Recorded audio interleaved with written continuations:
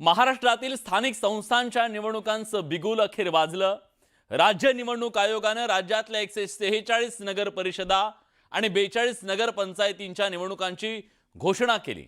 पण दुबार आणि बोगस मतदार कसे रोखणार याबद्दल निवडणूक आयोगाकडे उत्तर नाहीये। त्यामुळे पुन्हा एकदा विरोधक आक्रमक झालेत। महाराष्ट्रात निवडणुकांचं बिगुल वाजलं।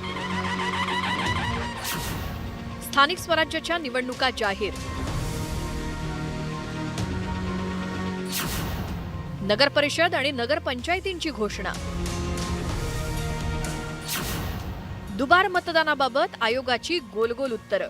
मतदानाचा दिवस 2 डिसेंबर 2025, मतमोजणीचा दिवस 3 डिसेंबर 2025। मागील 5 वर्षांपासून रेंगाळलेल्या स्थानिक स्वराज्य संस्थांच्या निवडणुकांची अखेर घोषणा झाली।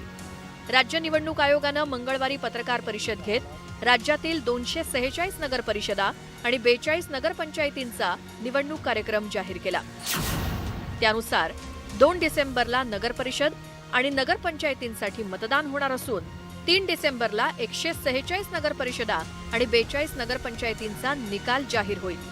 यासाठी 10 नोव्हेंबरपासून उमेदवारी अर्ज दाखल करता येणार आहेत। 17 नोव्हेंबर ही अर्ज दाखल करण्याची शेवटची तारीख असेल, तर 21 नोव्हेंबरपर्यंत उमेदवारांना अर्ज मागे घेता येतील।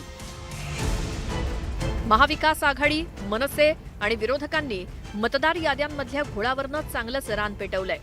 त्यामुळे राज्य निवडणूक आयोगाचे आयुक्त दिनेश वाघमारे यांनी दुबार मतदारांना कसं ओळखावं या संदर्भातही पावलं उचलल्याची माहिती पत्रकार परिषदेतून दिली। दुबार आणि तिबार मतदाराबाबत आम्ही पूर्णपणे उपाययोजना केलेल्या आहे। त्याची मी प्रक्रिया आपल्याला सांगितलेली आहे। जिथे दुबार मतदार, तिबार मतदार आहेत तिथे आमचे लोक संबंधित मतदारांपर्यंत जातील आणि त्यांना विचारतील, त्यांचे ऑप्शन्स घेतील आणि जे मतदार त्या आव्हानाला प्रतिसाद देणार नाही त्याच्यामध्ये सुद्धा त्यांच्याकडून अंडरटेकिंग घेऊन आम्ही त्यांना मतदान करू देणार आहे। पण जेव्हा आयुक्तांना दुबार मतदान आणि बोगस मतदान रोखण्यासंदर्भात विचारलं गेलं तेव्हा मात्र त्यांच्याकडे ठोस उत्तर नव्हतं। त्यामुळे दुबार मतदार आणि बोगस मतदान रोखण्याबाबतच्या प्रश्नावर अधिकाऱ्यांनी गोलगोल उत्तरं देत वेळ मारून नेण्याचा प्रयत्न केला। राज्य निवडणूक आयोगाने त्यांच्या सिस्टीमवर टूल विकसित केलेले आहे आणि या टूलच्या माध्यमाने प्रत्येक नगरपरिषद, नगरपंचायतीमधील प्रभागामध्ये संभाव्य दुबार मतदार हे डबल स्टार असे चिन्ह त्याच्या पुढे आलेले आहे। विरोधकांकडून स्थानिक स्वराज्य संस्थांच्या निवडणुका पुढे ढकलण्याची मागणी केली जात असतानाच निवडणूक आयोगानं थेट निवडणूक प्रक्रिया सुरू केली। पण या निवडणुकीत दुबार आणि बोगस मतदान रोखण्यासाठी आयोगाकडे भक्कम उपाययोजनाच नसल्याचा आरोप विरोधक करतायत, ज्यामुळे पुन्हा एकदा सत्ताधारी आणि विरोधक आमनेसामने आल्याचं बघायला मिळतंय। एवढे मोठे पुरावे दिल्यानंतर देखील मतदार यादी व्यवस्थित न होता निवडणुकीचा घाट सुप्रीम कोर्टाचा निकालाचा कांगावा करत सरकारच्या दबावाखाली कुठेतरी त्यांनी लावलेले आहेत।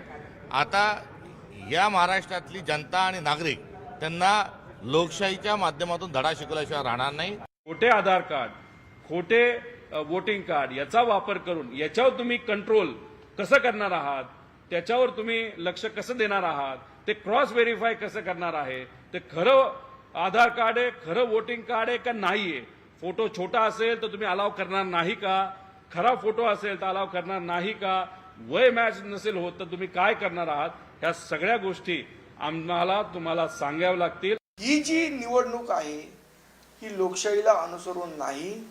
आम्ही याचा तीव्र शब्दात निषेध करतो। ज्या पद्धतीने या निवडणुका लादल्या जात आहेत या फसव्या निवडणुका होण्याची शक्यता जास्ती वाटते।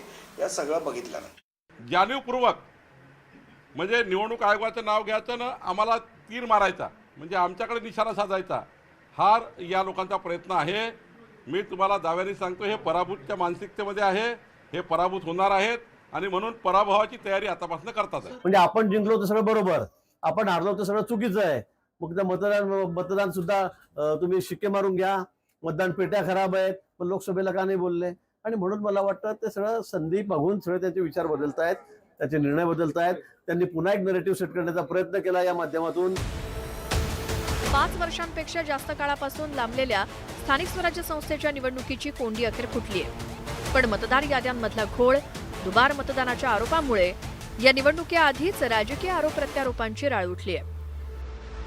त्यामुळे नगरपरिषद आणि नगरपंचायतीच्या निवडणुकीत यावरून राजकीय संघर्ष शिगेला पोहोचणार हे वेगळं सांगायला नको. शरद जाधव, न्यूज 18 लोकमत, मुंबई.